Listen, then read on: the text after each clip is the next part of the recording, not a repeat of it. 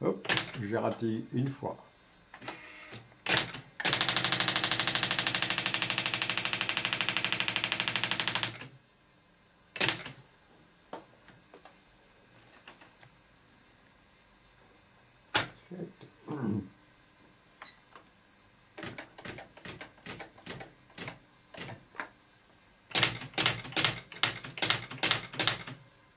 Voilà.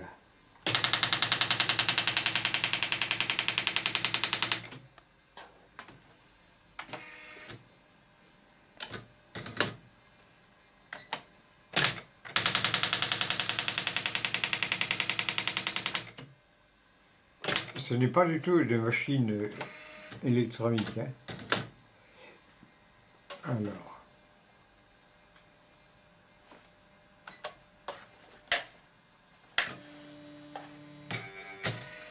Et cet alphabet latin n'est fait qu'avec 4 lignes. Mais je vous fais une sorte de typewriter poème ou dactylo poème pour vous montrer avec 4 signes ce qu'on peut faire.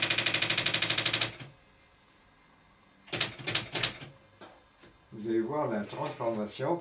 Pour l'instant, la chose est un peu primaire.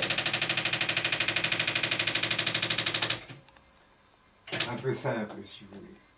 Vous allez voir après.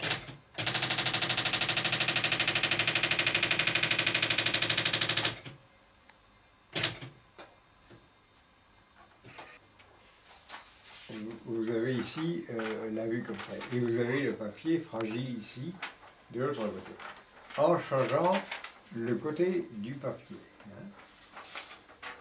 On va le mettre là. Non, une seconde, que je vais le remettre en place.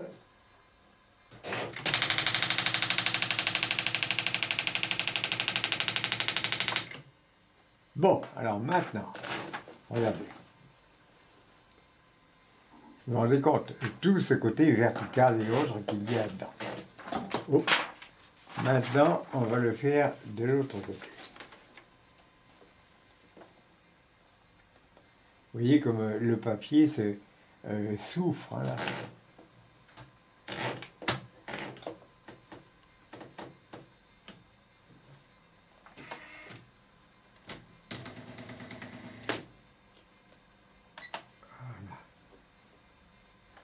Voilà. Alors je le mets.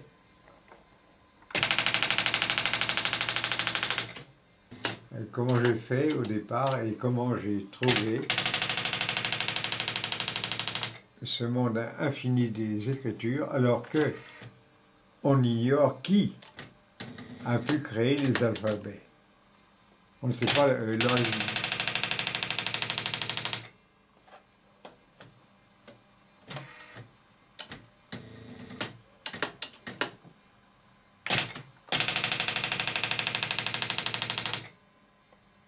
Alors maintenant, on va le changer ici.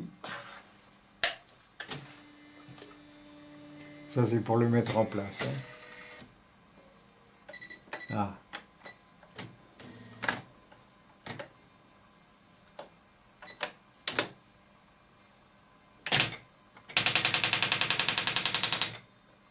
Vous voyez comme le son est différent. Hein. Parce que la marguerite qui est là, elle change. Oh, non, non, non.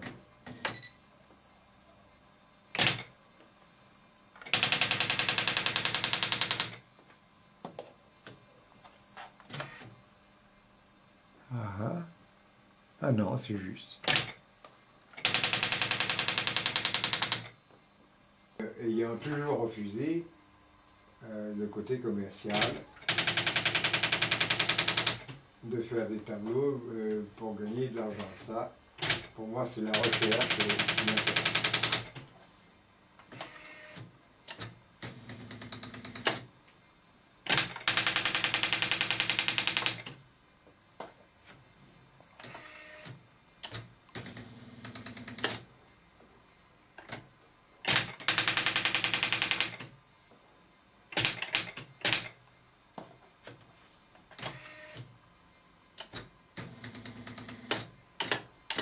Regardez, c'est élégant comme vous l'êtes.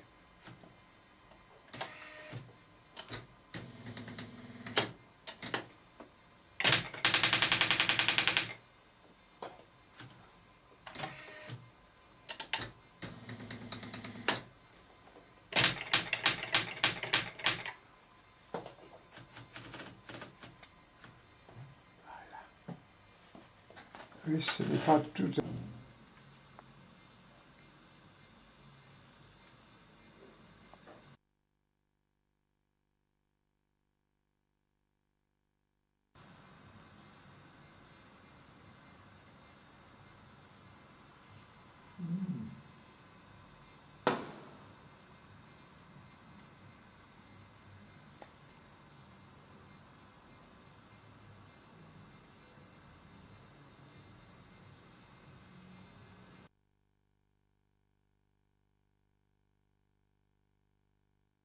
Le silence lance l'air, le silence lance l'air, le silence lance l'air.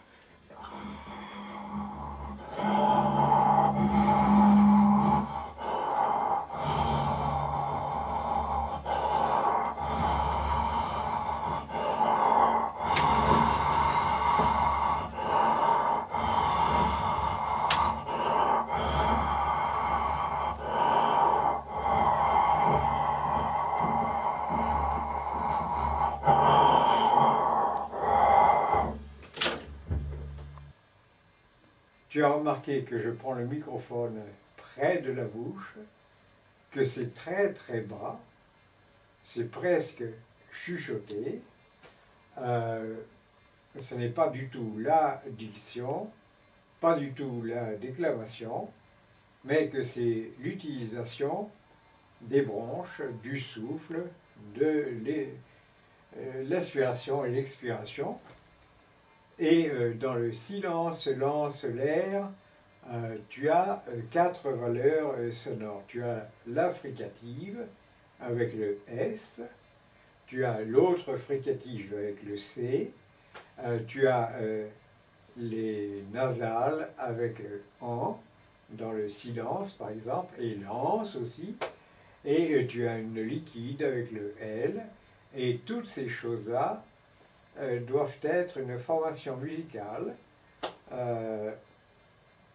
qui dépasse entièrement ce qu'on appelle la phonologie qui était devenue très très intellectuelle, très savante, au travers des linguistes, au travers de Saussure aussi, par exemple, pour ne citer qu'un exemple, et que là, avec le grossissement du microphone via le magnétophone, la voix humaine est une chose infinie. Le silence lance l'air, le silence lance l'air, le silence lance l'air, le silence lance l'air.